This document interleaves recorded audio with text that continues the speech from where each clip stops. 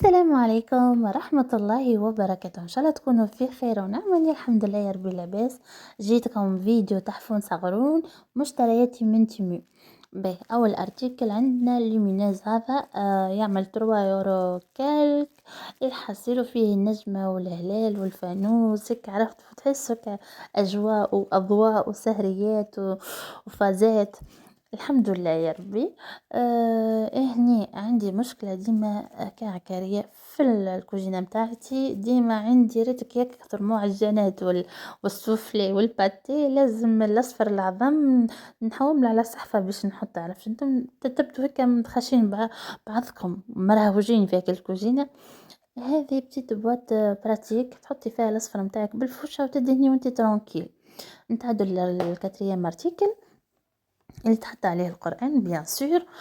لازم منه ديما كل عام نقول باش نشري وننسى سوليد على الاخر، ماهوش فراجيل وطيارة. حتى هو 3 يورو كالك معناتها 3 يورو كالك، مش عارفة 50 نحس الفكات هي مارتيكل واللي هو بتيت ديكوراسيون فيها دعاء.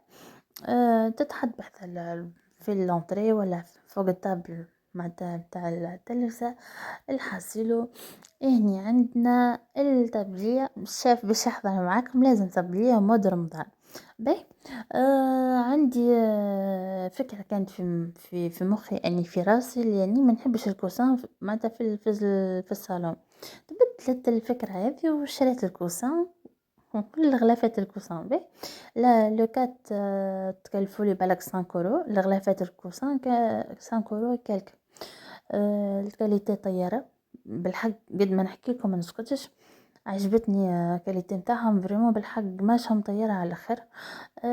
كيف كيف الصالة متاعي هي غامقة، وحبيت حاجة هكا إفيه كلير، عرفتو تعطو هكا إضاءة وروح للصالون. فهمتوا؟ باهي الارتيكل اللي ما عجبنيش هي الكالوندري هذه. فراجيل. ما تجي حد شي على غالب، لازم كلمة الحق تقال. الهلال هكا لازم يلصق هيك، عرفتوا نورمالمون كيف شفته. وشوف انا الركازات متاعينها يطيحوا على غالب. باهي لازم حاجة تجي صففة. باهي هني عندنا لازم الخمارك يا مدام مطقوق.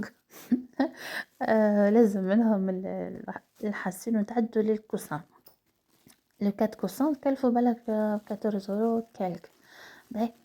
كل دو كوسان كانوا محطوطين مثلا جابدين منهم الهواء، كي تحلها تنتفخ طول هنا قدامكم. وكاليتي طيارة بالحق، معناتها للأمانة راني ديما عندي كلمة الحق تقال. كان باهي ولا خايب. باهي. هني نكمل معاكم، حبيت نوريكم كيفاش تنتفخ هكا الكوسان. وان شاء الله الفيديو اللي بعده نوريكم كيفاش الصالون تبدل معناتها البتيت الارتيكل هذا اللي شريته، معناتها اللي زارتيكل بدلوا ياسر في الصالة. المهم نتعدوا لاكسيون.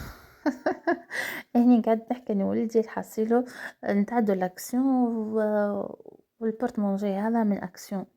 ديما قد ما نكثروا يا يضيعوا يا يخرجوا الدار مع يرجعوا كاهو. يعني دي السيرفيات هذا لازم منهم ديما، قلت لكم تنشفوني راني عندي عقده السيرفيات نتاعي، فهمتش يطيروا يعملوا جناح يحسلوا.